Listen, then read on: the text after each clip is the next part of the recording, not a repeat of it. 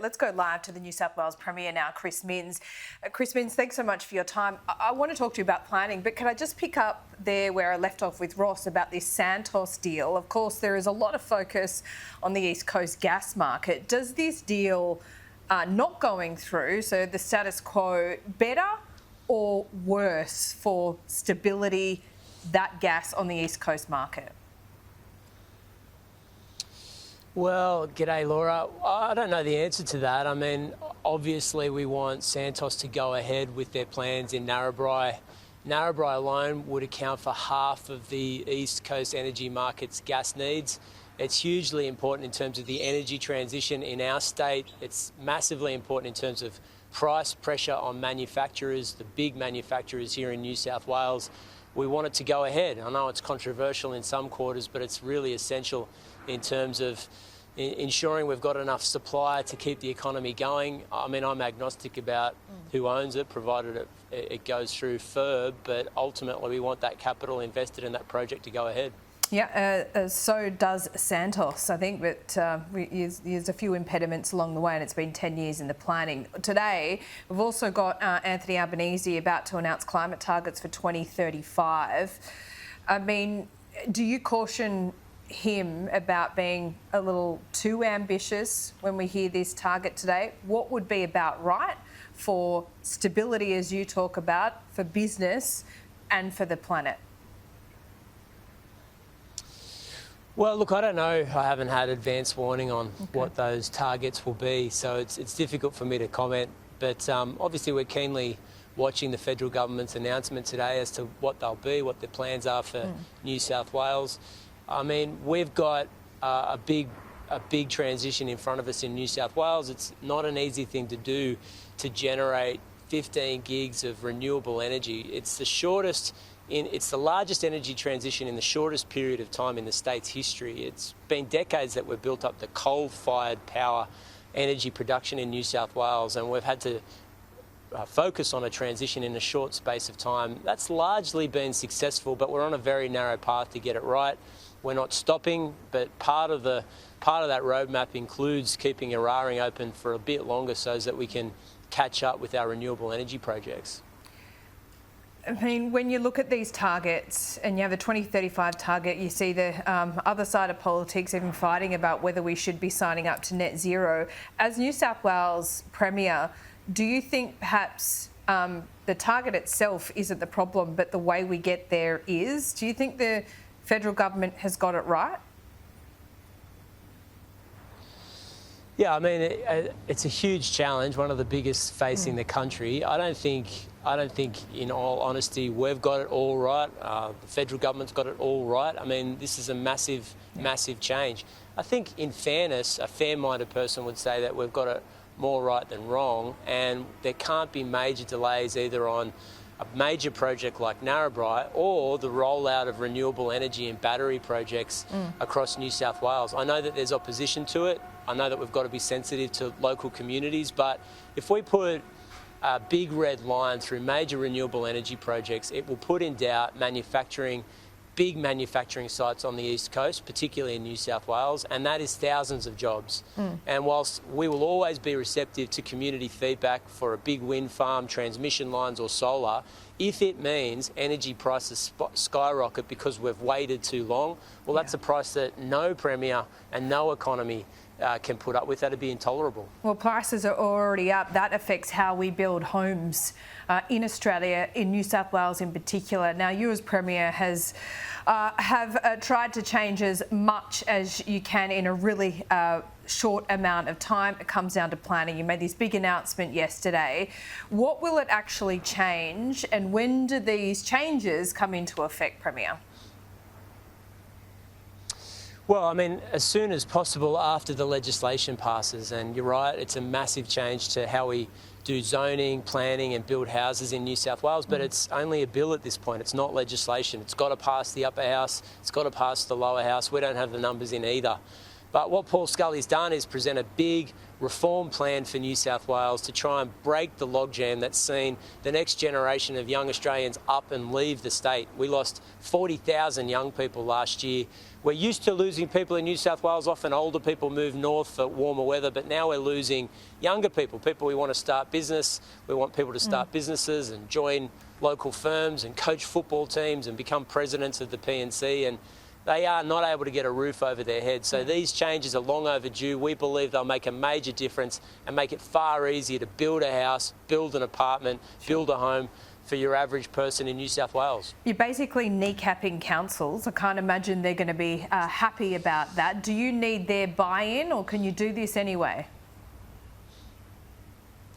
Look, I mean, we don't have any ambition to be antagonistic to local councils, and some councils have been brilliant, absolutely brilliant in articulating a change to their local community. Inner West Council, Burwood Council, Canada Bay Coalition, Liberal Party mayor is the mayor there. They've been great working with the government. They've recognised that their residents are saying that their grandkids aren't able to live close to them because their kids are having to move out. And so I think it's a mixed bag, to be honest, Laura. We don't want to kneecap anyone, but anyone that's tried a renovation in Sydney, anyone, will tell you that it's insane to be going and collecting 10 to 20 different reports and waiting 2 years for a minor change to your residents. And it doesn't work like that in any other state in the country. It doesn't work like that in places around the world. And as a result, if you have to wait 2 or 3 years to do a minor change to your dwelling, to get an extra room or a living room, then it's a huge impact on the New South Wales economy. We want to reward complying developments, take that out of the planning system effectively, so that planners can focus on high streets, town centres, and making communities more livable.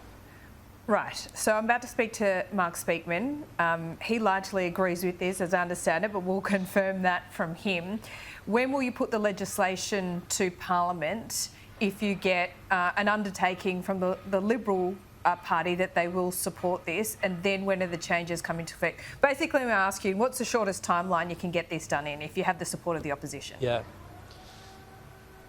Yeah, so I mean, I'm not going to knock Mark and I'm not going to knock the Liberal Party. They made a big, bold offer a couple of months ago to say they want to work in a bipartisan way, and we've had good discussions with the leader of the National Party, Dougal Saunders, the leader of the Liberal Party, Mark Speakman.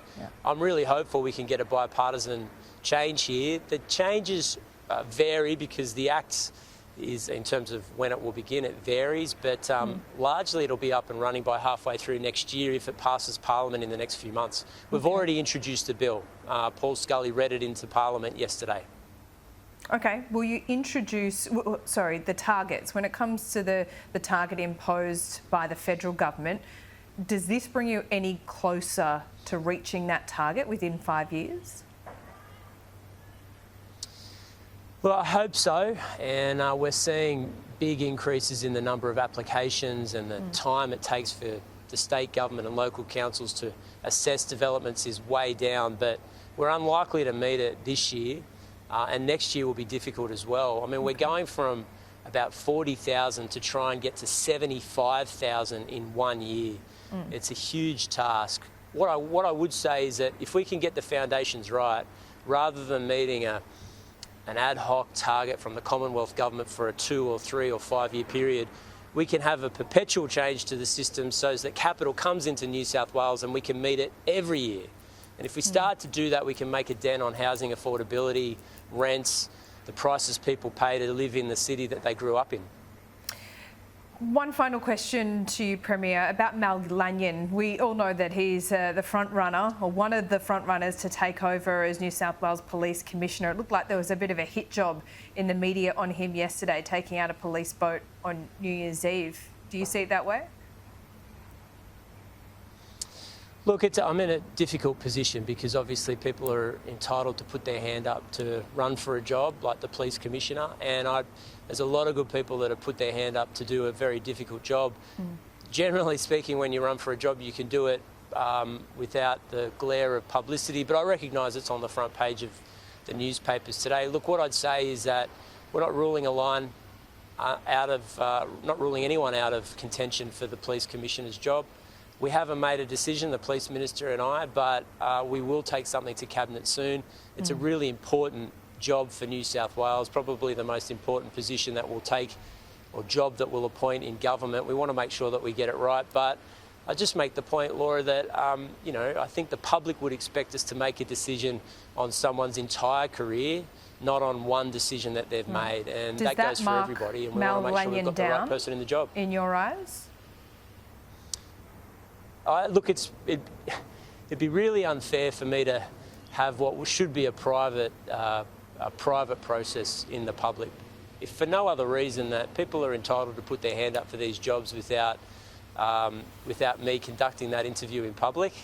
Otherwise, we're not going to get people applying for these jobs in the future, Laura. Okay. But look, we haven't made a decision yet, but we're not ruling out anybody, and I think the public would expect us to take into consideration someone's entire professional career. Just make the point that Mal, not only as a Deputy Police Commissioner, but also as the Reconstruction Authority Chair, and he's done a sterling job in those positions.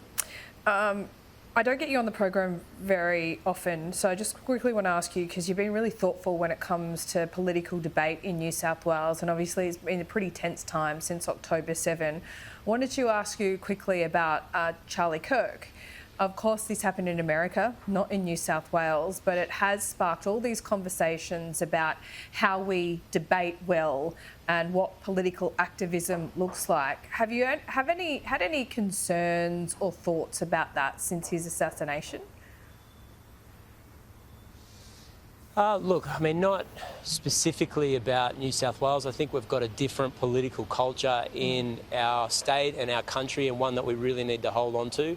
And I've sort of said this quite a few times, but people I know, good friends of mine, I could go to the football or the cricket with and they wouldn't vote for me in a pink fit. And it doesn't matter. It's just not the most important thing that I think in terms of friendship and community that we have in Australia. We've really got to hold on to that. And I don't think that that's because Australians are disinterested in politics. I just think that we've got more in common with each other than we have differences. I've been really, I've been following that assassination in America. I found the whole thing so troubling, that spiral of violence. It's devastating to see someone killed in those circumstances, and the whole thing I find really confronting.